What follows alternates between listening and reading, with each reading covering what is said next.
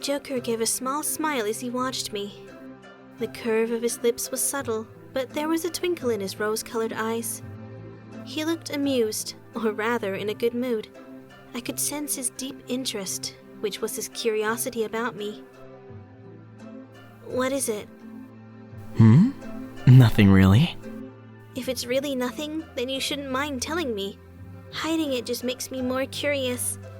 Why are you looking at me like that? I glared at him as I asked, but Joker just smiled wryly and proceeded to enlighten me. I was curious about Alice. I wanted to know what she's like. I had such high expectations. I thought I would be disappointed when we actually met. But I find you fascinating. I really like you. His words were straightforward. While he exuded sincerity, I couldn't help but regard him with suspicion. Pleasing you doesn't make me happy. See, that kind of attitude only makes me like you even more. His quick retort had me sighing deeply. I waved my hand and started walking. I need to go. Bye, Joker. There's no point in chatting with him anymore. I need to concentrate on finding the road home. Go. Go where, Alice? I'm going home. Joker spoke to me, but I didn't turn and kept walking. I had no idea where I was headed, but standing around wouldn't solve anything. I finally made it through the forest. The forest was awful. Its sole purpose seemed to be to confuse anyone who dared enter. What's that? I saw a shadow at the end of the path. My eyes rounded at the familiar sight of a silk hat. That's Luke. His eyes darted around. He looked to be in a hurry. I thought as I muttered to myself. If I keep going, I'll run right into him.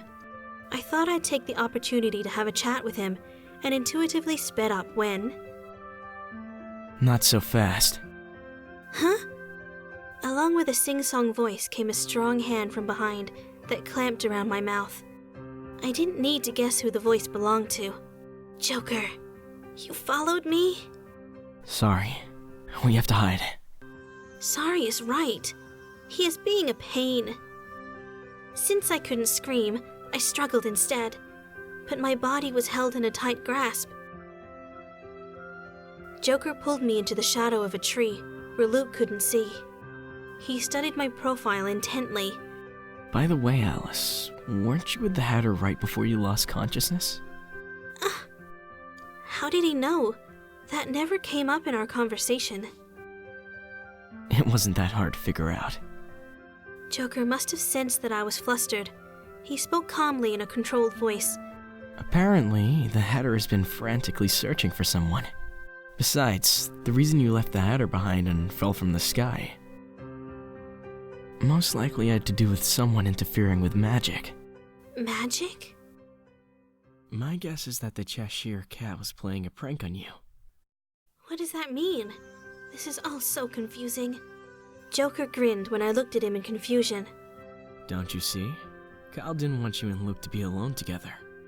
It appears you're well loved, Alice. I wanted him to stop being so flippant. I glared at him in response to his teasing. Although, I suppose there's no point. Joker refused to relinquish his hold on me. Every time Joker said something, his breath caressed my neck, and it tickled. Of course, I tried my best to wrestle myself from his arms. Joker was surprisingly strong and didn't budge. In any case... Abruptly, he whispered. He wasn't looking at me, but at Luke, who was hurrying along the path. This doesn't feel right at all. Huh? Everything Joker said was so confusing. I wanted to ask, but I kept my mouth firmly shut. At least if he was looking at me, I could communicate with my eyes. He seemed to be completely lost in thought, and made no move to glance my way. But his arms never loosened, and held me tightly as I tried to break free. Ah! I was at the end of my rope. I stomped on his foot with all my might. That must have surprised him. He ended up releasing his hand. I took the opportunity to put some distance between us.